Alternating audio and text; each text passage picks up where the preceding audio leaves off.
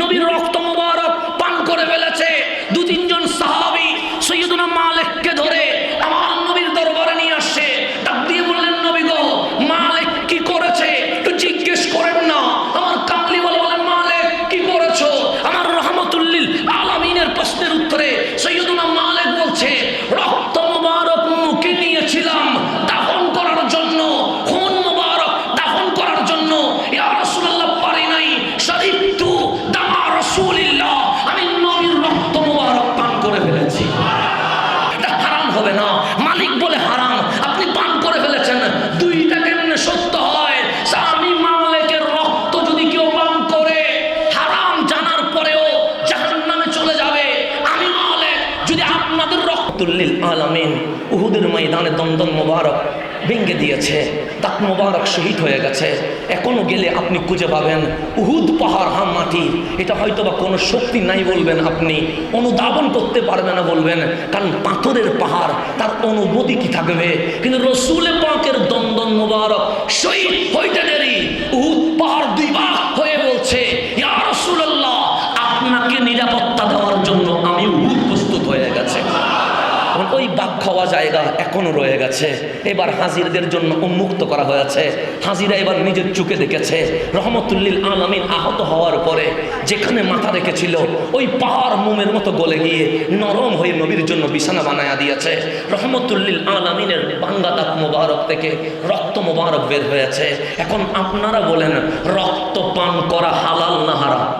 হারাম। এটা নিয়ে কোনো মারামারি আছে নাই, কোনো ভেজাল আছে নাই, কোনো দলাদলি গ্রুপিং আছে নাই। কেন? কারণ এইটার ব্যাপারে কোরআনের স্পষ্ট নস আছে। আল্লাহ বলে রক্ত পান করা যাবে, হুররিমাত, আমি আল্লাহ হারাম করে দিয়েছি। হারাম করেছে কে? তা আমার হাত যদি কেটে যায়, রক্ত যদি ফোটা ফোটা পড়ে, আমি যদি বলি, যুবক তুমি না আমারে ভালোবাসো, মোহাব্বত একটু রক্ত পান করো না, ও জীবনে কি করবে? ও বলবে না করবো না।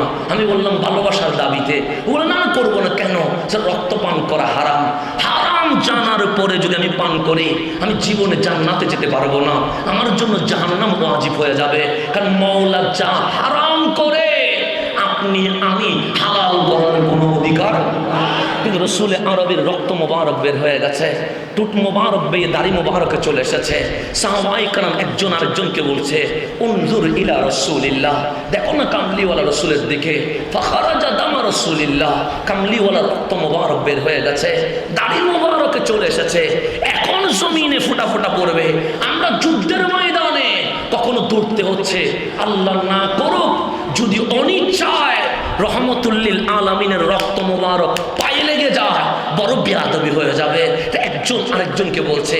তখন হযরতে মালিক বিন সিনআন উনি শুনে গেছে, হযরতে মালিক দিলেন দৌড়, আমার রসুলকে জড়াইয়া ধরে ফেলছেন, জিহ্বা বের করলেন, নবীজির দাড়ি মোবারক থেকে চেটে ঠোঁট মোবারক পর্যন্ত চুষে কামলিওয়ালার রক্ত মোবারক মুখে নিয়ে নিয়েছে। সাহাবায়ে কেরাম বলে, রুমাল দিয়ে মুছে নাই, হয়তোবা রুমাল জমিনে পড়ে যেতে পারে। কাপড় দিয়ে মুছে নাই, হয়তোবা কাপড় কেউ অন্য জায়গায় ফেলে দিতে পারে। সেই জন্য উনি মুখে নিয়ে হয়তোবা কিছু দূর দূরে দাফন করে দেবে। সবাই হযরতে মালিকের দিকে তাকায় রইলেন। হযরতে মালিক 3, 4, 5 কদম গিয়ে কামলিওয়ালার রক্ত মোবারক মাটিতে ফেলতে পারে নাই, নিজেই পান করে ফেলেছে। এখন বলেন, রক্ত পান করা হারাম কোথায় আছে? কোরআনে আছে। কোরআনে নাসিকাতি স্পষ্ট, এখানে কোনো ভেজাল। ইশারা দিয়ে বলেন, আল্লাহ ডাইরেক্ট বলছে, হুররিমাত, আমি আল্লাহ হারাম করে দিয়েছি, রক্ত পান করা হারাম মালিক ঘোষণা করেছে।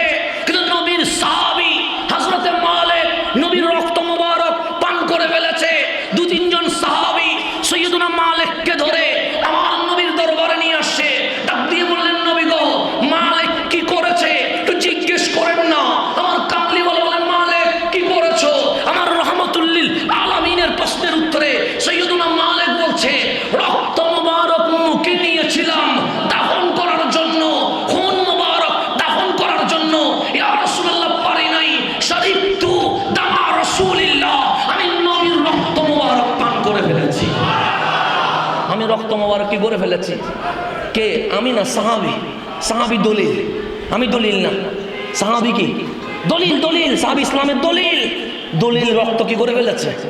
আল্লাহ বলে হারাম, সাহাবী রক্ত আমার রসুল বলে মালিক কোরআন পড়ো নাই? সে পড়েছি ইয়া রাসূলুল্লাহ। আমি তোমার শেখাই নাই রক্তপান করা হারাম? সাহা শিখিয়েছি, তুমি জানো? সে জানি, জানার পরেও আমি নবীর রক্ত পান করে ফেললাম, সে ইয়া রাসূলুল্লাহ করে ফেলেছি, তোমার কি কোনো উত্তর আছে? সে আছে তো ইয়া রাসূলুল্লাহ, সে বলে দাও না সবার সামনে।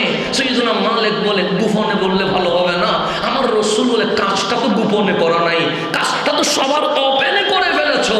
কাজ যখন ওপেনে করেছো, ভেতরে উত্তরটা গোপন রাখিও না, সবার সামনে বলে দাও।